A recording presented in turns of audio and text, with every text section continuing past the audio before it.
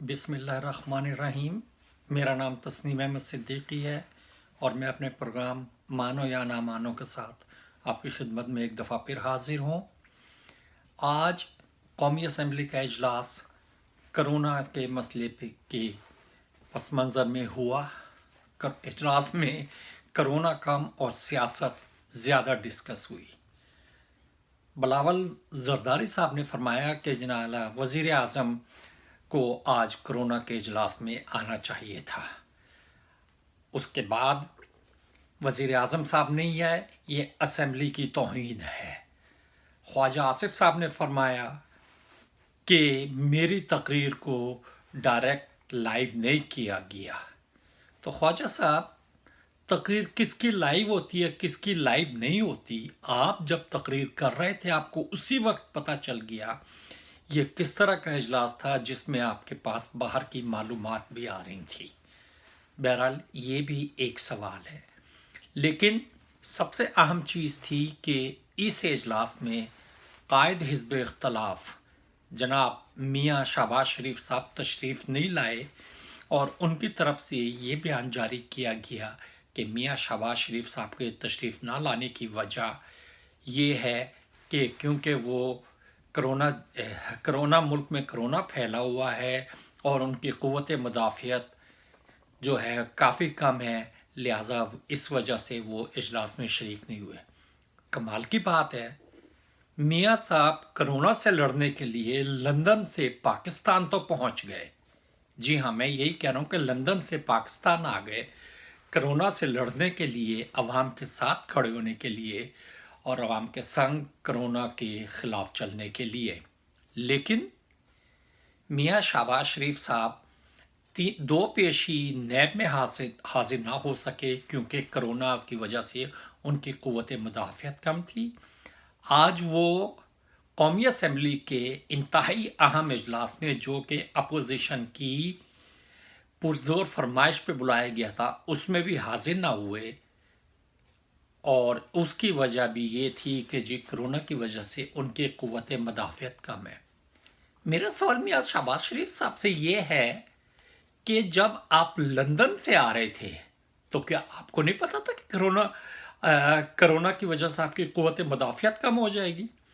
کیا آپ کو یہ نہیں پتا تھا کہ پاکستان میں کرونا کے علاج کا بہتر ذریعہ موجود نہیں ہے؟ کیا آپ کو یہ نہیں پتا تھا کہ جب آپ پاکستان میں جائیں گے تو کرونا کی وجہ سے آپ آزادانہ چہل پہل نہیں کر سکیں گے، آپ آزادانہ رابطے وغیرہ نہیں کر سکیں گے؟ لیکن آج قومی اسمبلی کے اجلاس میں بھی آپ شریک نہیں ہوئے، اور آپ نے کہا کہ کرونا کی وجہ سے میں قومی اسمبلی کے اجلاس میں شریک نہیں ہو سکتا کیونکہ مجھے کینسر ہے اور میری قوت مدافعت کم ہے۔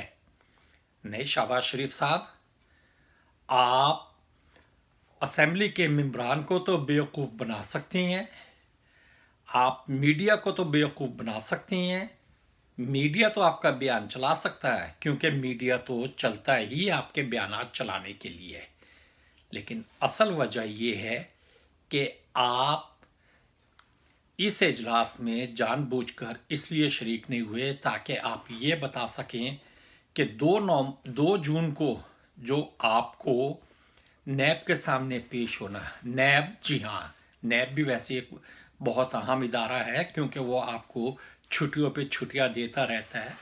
آپ اس کے لیے اپنا موقف بنا رہے ہیں کہ جناب میں تو قومی اسمبلی کے اجلاس میں نہیں جا سکا، میں تو قائد حزب اختلاف تھا، لیکن میں قومی اسمبلی کے اجلاس میں بھی کرونا کی وجہ سے نہیں گیا، میری قوت مدافعت کم ہے۔ جناب آپ 5000 میل کا فاصلہ طے کر کے تو پاکستان آ سکتے ہیں، اور کرونا کے دنوں میں پاکستان آ سکتے ہیں، آپ کرونا کے دنوں میں لندن میں بھی رہ سکتے ہیں، لیکن آپ 200 میل کا فاصلہ طے کر کے اسلام آباد میں قومی اسمبلی کے اجلاس میں اس لیے شریک نہیں ہوتے کہ کہیں آپ کو کرونا نہ لڑ جائے۔ آپ کو کرونا نہیں لڑا، آپ کو لڑے ہیں آپ کے کیسز، آپ ان کیسز سے بچنا چاہ رہے ہیں، اور یہ آپ آج کل نہ جانا اس چیز کی نشاندہی کرتا ہے کہ امید ہے उम्मीद नहीं बल्कि उम्मीद वासिक कहते हैं तो ज़्यादा बेहतर होगा कि आप 2 जून को नैब के सामने भी पेश नहीं होंगे, क्योंकि आपकी क़ुव्वत मुदाफ़ियत कम है। आपकी क़ुव्वत मुदाफ़ियत कम नहीं है, आपकी बेईमानी की शरह ज़्यादा थी और आपके पास सफाई के पॉइंट्स कम हैं, लिहाजा आप कोरोना से वजह से नैब के इजलास में नैब की पेशी पे नहीं जाएंगे। और इस वक्त आपकी मुकम्मल कोशिश है कि आप किसी तरीके से पाकिस्तान छोड़ के वापस लंदन चले जाएं। कोई अचानक ऐसी फ़्लाइट आए, कोई अचानक ऐसी बात हो कि आपको लंदन जाना पड़ जाए और आप लंदन चले जाएं। तो एक तो ये बात है। जहाँ तक अदालतों का ताल्लुक है तो लाहौर अदालत या इस्लामाबाद अदालत तो आपको कोई ना कोई ऐसी शिट निकाल के बाहर जाने की इजाज़त दे देगी, क्योंकि वो अदालतें तो वैसे ही आपके घर की बांधी हैं। वो अदालतें तो इतवार को भी लग सकती हैं, वो अदालतें तो शाम को भी लग सकती हैं, वो अदालतें तो रात को भी लग सकती हैं। और उन अदालतों में तो ऐसे ऐसे जज साहिबान बैठे हैं जो ये पूछते हैं तौबा नाउज़ुबिल्लाह कि तुम खुदा बन के दावा करो कि मियाँ नवाज शरीफ 2 दिन जिंदा रहेगा। जज साहब ये दावा कर सकते हैं कि वो कल इस कुर्सी पे आके बैठेंगे?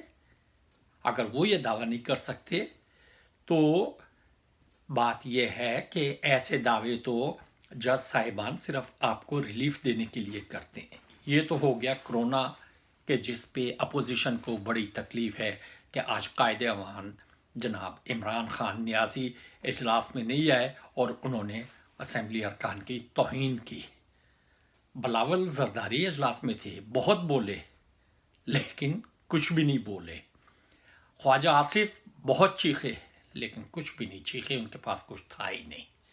अब आ जाए, एक दूसरा मसला है कि इस वक्त कराची में गवर्नर तब्दीली का खेल खेला जा रहा है और लोग खेल रहे हैं गवर्नर तब्दील करो, गवर्नर तब्दील करो। और दो लोग जिनका नाम गवर्नर तब्दीली की सूरत में आ रहा है, उनमें एक तो साबिक lieutenant general ISI Shuja Pasha साहब हैं और दूसरे जिनका नाम लिया जा रहा है वो जुल्फ़िकार मिर्ज़ा हैं। जी, जुल्फ़िकार मिर्ज़ा वही हैं जिन्होंने एक दफ़ा खड़े होके बबांगे दोहल ये कहा था कि ये भूखे प्यासे मददगार हमारे मुल्क पे आके कहाँ से बैठ गए, हमने इन्हें रोटी दी, हमने इन्हें ये किया और ये हमारे पे एक अजाब बने हुए हैं।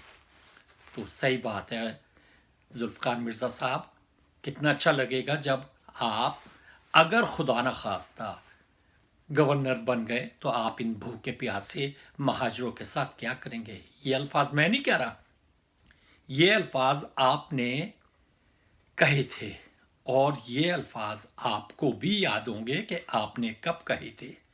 और ये अल्फाज आपने बबांगे दोहल कहे थे और उस पर आपने किसी शर्मिंदगी का इजहार भी नहीं किया था। लेकिन उस वक्त आप शराब के नशे में धुत थे। जिस वक्त आपने ये अल्फाज कहे उस वक्त आप ताकत के नशे में धुत थे, उस वक्त आप इक़्तिदार के नशे में धुत थे, लेकिन आपने ये अल्फाज कहे ज़रूर थे। और दूसरे आप वही हैं जो आप जिसने कि 2.25 लाख असले के लाइसेंस कराची में और सिंध में अपने आदमियों में तकसीम किए, सिर्फ अपने आदमियों में। और उसकी वजह भी यही थी कि आप गुंडागर्दी को परवान चढ़ाना चाह रहे हैं। जहाँ तक अहमद शुजा पाशा साहब का ताल्लुक है, उनके बारे में क्या कहूँ। वो तो बेचारे वैसे ही गल्फ स्टेट में अमरीकी एक हॉस्पिटल में डायरेक्टर एडमिनिस्ट्रेशन की हैसियत से काम कर रहे हैं। अब उनका दिल चाहता है कि वो पाकिस्तान आए। वो यहाँ से रिटायर होने के बाद सीधे डायरेक्टर एडमिनिस्ट्रेशन अमेरिकन हॉस्पिटल बन गए थे। तब उनका भी जी चाहता है कि वो मुल्क की खिदमत करें और वापस मुल्क में आएँ। तो चलें देखते हैं कौन सा बनता है और कौन सा नहीं बनता। इसके अलावा एक चीज़ और है कि सिंध हुकूमत ने, वैसे तो वो लोग ये कहते हैं कि उनकी गवर्नर से नहीं बनती, गवर्नर उनकी बात नहीं मानता, और गवर्नर इस्माइल साहब को ये गिला रहता है कि सिंध हुकूमत उनकी बात नहीं मानती है। लेकिन ये ड्रामा आज इस तरह ख़त्म हुआ कि सिंध हुकूमत की ने अपना कोरोना ऑर्डिनेंस बिल, उसमें से 2 शिके गैस और बिजली के बिलों की शिके खारिज कर दी हैं, क्योंकि गवर्नर सिंध जनाब इमरान इस्माइल साहब ने उन पे एतराज़ लगाया था कि ये मरकज़ की वफाक की मद में आती हैं चीज़ें, लिहाजा इसके बारे में फ़ैसला वफाक करेगा। कहने का मतलब ये हुआ कि जहाँ पे पैसे लेने का मसला है वहाँ पे तो सिंध हुकूमत पैसे लेगी, और जहाँ पे पैसे देने का मसला है वहाँ पे ये देखा जाएगा कि ये वफाक है या सिंध है, ये सूबाई मसला है या ये मरकज़ी मसला है, इसे वफाक ने हल करना है या इसे सिंध ने। बहरहाल बड़ी अच्छी बात है कि चलें, 2 दुश्मन इमरान इस्माइल साहब और सिंध गवर्नमेंट ये एक पेज पर तो आए, चाहे ये वफाक के खिलाफ ही आए हों, लेकिन ये एक पेज पर आए। अब एक आखिरी बात मैं करूँगा, वो बहुत ही ज़्यादा मुझे अच्छी लगी है। अमीर जमात इस्लामी सेनेटर सराजुल हक साहब ने कहा है कि मुल्क में महंगाई अरूज पर है और आवाम का जीना दोबर हो गया है। बिल्कुल अमीर साहब, सराजुल हक साहब, मैं आपकी बात से 100% इत्तफाक करूँगा। वाकई महंगाई इस वक्त अरूज पर है और वाकई आवाम का जीना दोभर हो गया है, इस पे कोई दो राय नहीं है और मैं इस पे आपसे इख्तलाफ भी नहीं कर सकता। लेकिन ये महंगाई इमरान खान के वक्त में नहीं आई, ये महंगाई पिछली महंगाइयों का तसलसल है, ये महंगाई पिछली हुकूमतों की नाकामी का तसलसल है। ये महंगाई उस वक्त आई थी जब नवाज शरीफ और जरदारी ने बारी बारी हुकूमत की थी। क्या ही अच्छा होता कि आप उस वक्त भी ये अल्फाज इसी अंदाज में कहते। दूसरे, आपने एक और बात की है और आपने ये कहा है कि हमें सरमायादारों को रिलीफ देना चाहिए ताकि सरमायादार मुल्की तरक्की में अपना किरदार अदा करें, और सरमायादारों के दिल में तो पाकिस्तान की मोहब्बत कूट कूट के भरी हुई है। मेरा ख्याल है सराजुल हक साहब, ये लफ्ज़ कूट कूट के जो आपने भरी है ये कुछ जचा नहीं है। अगर इससे भी कोई ज़्यादा लफ्ज़ होता कि कूट कूट के और फिर कूट कूट के भरी है तो ज़्यादा बेहतर होता। और जहाँ तक सरमायादारों की पाकिस्तान मोहब्बत का इजहार है, जहाँ पे सरमायादार जो होता है वो सिर्फ सनतकार ही नहीं होता, सरमायादार हर शोबे में पैसा लगाने वाला होता है। तो सरमायादार जो है मलिक रियाज भी है, उसके दिल में भी पाकिस्तान की मोहब्बत कूट कूट के भरी है। आईपीपीज भी हैं, उनके दिल में भी पाकिस्तान की मोहब्बत कूट कूट के भरी है। शुगर स्कैंडल भी है, उनमें भी पाकिस्तान की मोहब्बत कूट कूट के भरी है। मुल्क से पैसा हुंडियों के ज़रिए बाहर ले जाने वाले, उनमें भी कूट कूट के भरी है। तो मोहब्बत तो जनाब सब में कूट कूट के भरी है, लेकिन वो पता नहीं कहाँ के लिए कूट कूट के भरी है। अवाम तो गुर्बत का शिकार हो रहे।